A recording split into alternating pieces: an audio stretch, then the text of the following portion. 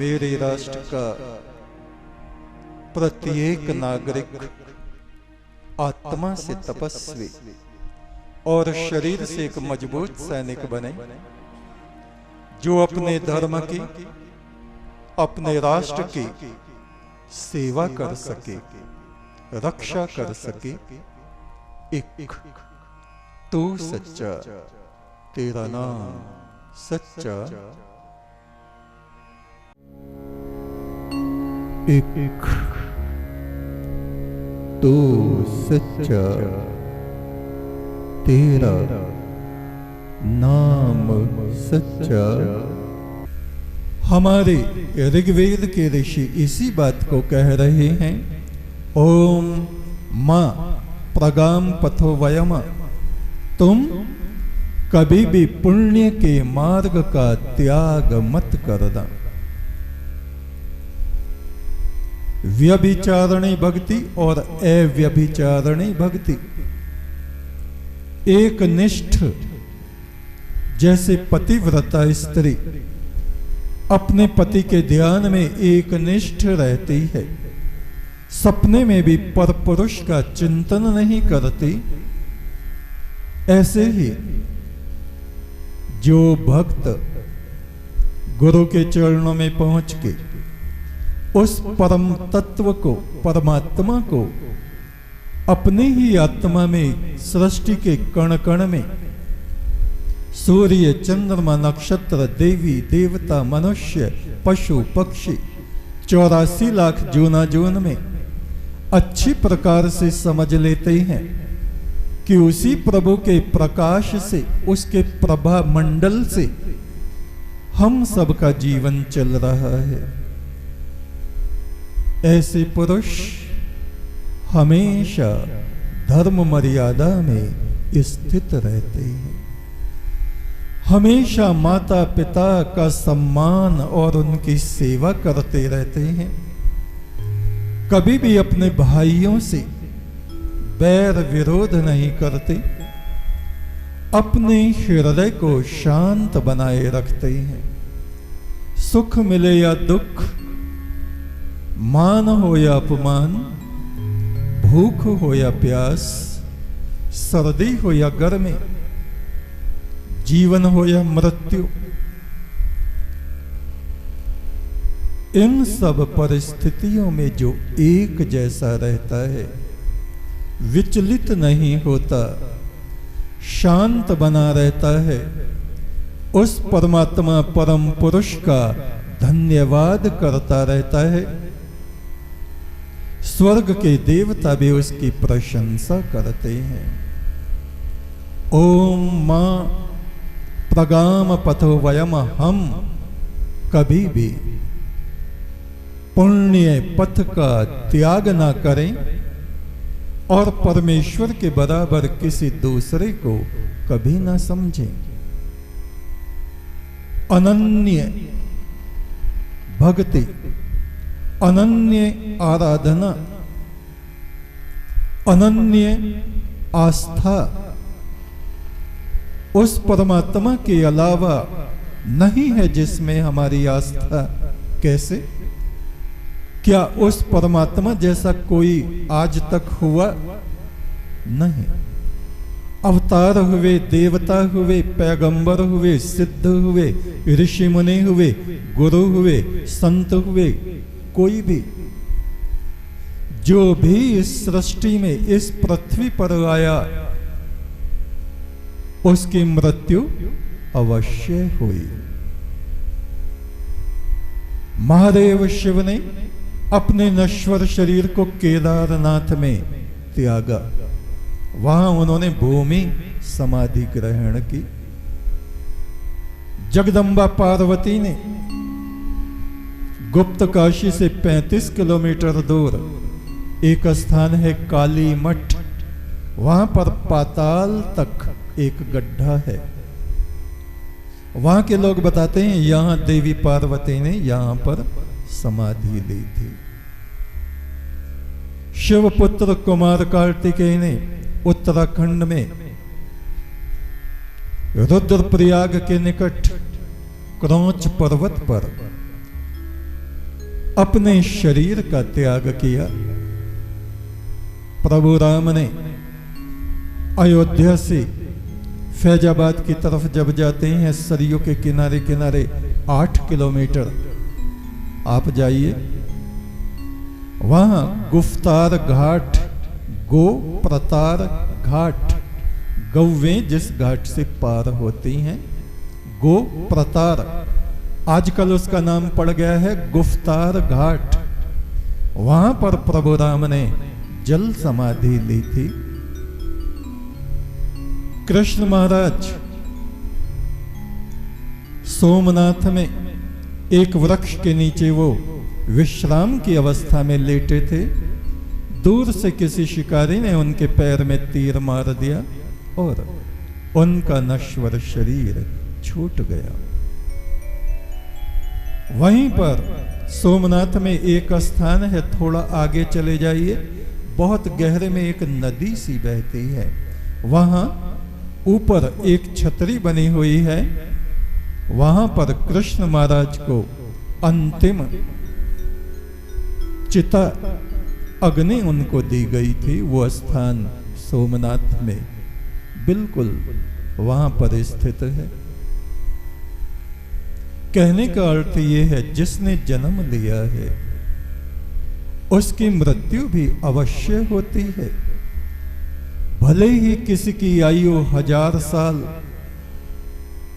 20,000 साल या ब्रह्मा का कल्प 4000 युगों की ही आयु हो जाए या और भी ज्यादा आयु हो जाए, एक न एक दिन उनको शरीर का त्याग अवश्य करना पड़ता है। चाहे वे देवलोक में निवास कर रहे हों या मृत्यु लोक में निवास कर रहे हों या ब्रह्मलोक में जो आत्माएं हों, उनका भी उस परम ज्योति में अवश्य विलय होता है, निर्वाण होता है। किंतु जब तक हमारा अस्तित्व है, जहां भी हम मौजूद हैं, जिस लोक में भी हम हैं, निरंतर हमें धर्म आचरण करते रहना चाहिए। ये धर्म आचरण क्या है? अपने सृजनहार उस आदि पुरुष परमात्मा की स्तुति, उसका ध्यान, उसके मंत्र का जाप, सतपुरुषों का संग, ऋषि मुनियों की संगति, सतगुरु के चरणों की छाया में विश्राम, गुरु के संग भव सागर तरिए, जगत के संग जन्मिए मरिए। जैसी संगति में हम निवास करते हैं, जिन लोगों के साथ हम रहते हैं, उनका प्रभाव हमारे जीवन पर, हमारे मस्तिष्क पर, हमारे चिंतन पर, हमारे कर्मों पर अवश्य पड़ता है। इसलिए सज्जन पुरुषों, संत पुरुषों, सतपुरुषों, ऋषि मुनियों की संगति जब हमें प्राप्त हो, हमें अपने को भाग्यवान समझना चाहिए। धर्म आचरण क्या है? अहिंसा, किसी को कष्ट ना प्रदान करना। जो कष्ट में पड़े हैं, चाहे वे मनुष्य हैं या पशु पक्षी, उनके कष्टों को दूर करने का विचार करना। सत्य, सच्चाई में अपने जीवन को हम स्थित करें। झूठे आदमी का कोई विश्वास नहीं करता। ब्रह्मचर्य, चरित्र की उच्चता, नियम संयम, नियम संयम में लगा व्यक्ति कभी बीमार नहीं पड़ता। सोम, अमृत, ओज, शक्ति जो हमारे भीतर है, ब्रह्मचर्य के द्वारा जो प्रबल होती है, उस शक्ति का रक्षण देवताओं ने ब्रह्मचर्य के द्वारा मृत्यु को पराजित किया। अपरिग्रह, लोभ लालच में न पड़ना, ये धर्म आचरण है। अपने पास जो है वो भी दूसरों को दे देना, ये धर्माचरण है। अस्तेय, चोरी ना करना, बातों को न छुपाना, प्रतिदिन वेद धर्मशास्त्र आदि गुरुवाणी का पाठ करना, श्रवण करना, मनन करना और फिर उस ज्ञान में स्थित हो जाना। संतोष, धैर्य को धारण करना, शुचिता, पवित्रता को बनाए रखना, जीवन में स्वच्छता को बनाए रखना, तप, शरीर का तप, वाणी का तप, मन का तप, 3 प्रकार के तप हैं, उनमें लगे रहना। मनः प्रसादः सौम्यत्वम, मन को शांत रखना, मन को मुदित रखना, हमेशा मन में खिन्न न बने रहना, ये मानसिक तप है। मनः प्रसादः सौम्यत्वम, सौम्यता, कोमलता, कोमलता का व्यवहार सबसे हम करें। मौनम आत्म विनिग्रह, ज्यादा बड़बड़ करने से आदमी कोई बहुत बड़ा ज्ञानी नहीं बन जाता। मौन धारण करें। कोई उल्टी सीधी बातें पूछता है तो जरूरी नहीं हर एक बात का जवाब ही दें, मौन रहें। ज्यादा वो हमको मूर्ख समझेगा, अज्ञानी समझेगा, समझने दो। क्या हुआ? मौनम आत्मा विनिग्रह, मौन रहते हुए अपनी ही आत्मा का हमें निग्रह, संयम करना चाहिए। हमारी आत्मा मलिनता की तरफ को तो नहीं गिर रही है, हमारी आत्मा ब्रह्म पथ में ऊपर को तो चढ़ रही है। इस बात का हम ध्यान रखें। मनः प्रसादः सौम्यत्वम, मौनम आत्म विनिग्रह, भाव संशुद्धि रित्येत तपोमान समुच्यते। भावनाओं की शुद्धि, विचारों की शुद्धि। बैठे हैं हम मंदिर में, बैठे हैं सत्संग में, मन में मलिनता भरी है, गंदे गंदे विचार उठ रहे हैं, उससे हमारा जीवन भी दुर्गंध से भर जाता है।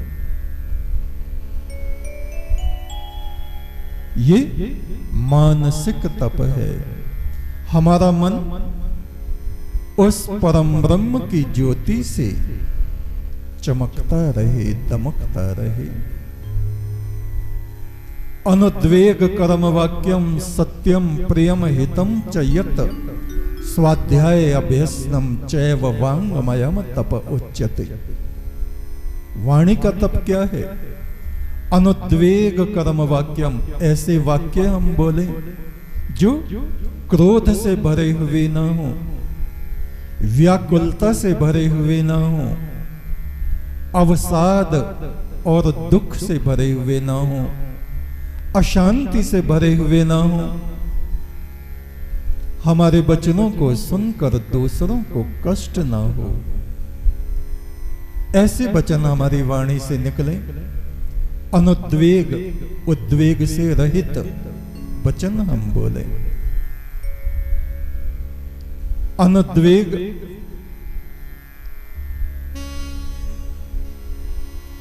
जिसमें उद्वेग न हो, न स्वयं को न दूसरों को। स्वाध्याय, प्रतिदिन वाणी, ब्रह्मवाणी, वेदवाणी, गुरुवाणी को पढ़ें। प्रतिदिन परमात्मा के मंत्र को जपने का अभ्यास करते रहें। मंत्र भी 3 प्रकार के होते हैं, सतोगुणी, रजोगुणी, तमोगुणी। सतोगुणी मंत्र हैं उस पार ब्रह्म परमात्मा के बिना किसी इच्छा के कर्तव्य समझते हुए जब हम परम पुरुष परमात्मा की आराधना करते हैं तो हम सतोगुण में स्थित होते हैं। जो व्यक्ति देवी देवताओं की पूजा करता है, मेरा ये काम हो जाए, मेरा ये काम हो जाए, मेरा ये हो जाए। एक व्यक्ति ने किसी देवता की सिद्धि की और वो प्रकट हो गया, कहा क्या मांगना है मांगो। बड़ा लालची आदमी था वो। उसने कहा हे देवता, मुझे ये वरदान दो, जिस वस्तु को मैं छू लूं वो स्वर्ण हो जाए, सोना हो जाए। उसने कहा तथास्तु। खुशी खुशी अपने घर गया, दीवारों को हाथ लगाया, सब सोने की हो गई। घर में जो पेड़ पौधे खड़े थे उनको छुआ, सब सोने के हो गए। ढूंढ ढूंढ कर सारी वस्तुएं उसने सोने की बना दी। अब भूख प्यास, पानी पीना चाहता है, पानी को हाथ लगाया, सोने का। रोटी खाना चाहता है, रोटी उठाई, सोने की। उसका एक ही पुत्र था, छोटा सा, 10-12 साल का, दौड़ता हुआ आया, पिताजी पिताजी पिताजी, उसकी कॉली बढ़ ली। लड़का सोने का स्टैचू बन गया, बुत बन गया। ये रजोगुण है। तृष्णा, तृष्णा की अधिकता, चाहे वो धन की हो, चाहे और दूसरी तृष्णाएं हो, वो हमारे जीवन को नष्ट भ्रष्ट करती है। अनुद्वेग करम वाक्यम सत्यम प्रियम हितम चयत। हम जो वाणी बोले सत्य हो लेकिन कटु ना हो, प्रिय हो, दूसरों के लिए हितकारक हो। स्वाध्याय अभ्यसनम, स्वाध्याय करें, पढ़ें या सुने, वेद मंत्रों को सुने। परमेश्वर के नाम को जपने का अभ्यास करें, योग अभ्यास करें। ये वाणी का तप कहा जाता है। हमारे ऋषि कह रहे हैं ओम मां प्रगाम पथो वयम, पुण्य पथ का हम कभी भी त्याग न करें। कितने ही संकट हम पर आ जाएं, उन संकट का निवारण कौन करेगा? परमात्मा ही तो करेगा। मां यज्ञादिन्द्र सोमिनः, यज्ञ दान पुण्य कर्मों का हम कभी त्याग ना करें। मानतः स्फुरनो अरातय, हे परमात्मा तेरी ज्ञान ज्योति सदा हमारी आत्मा में निवास करे।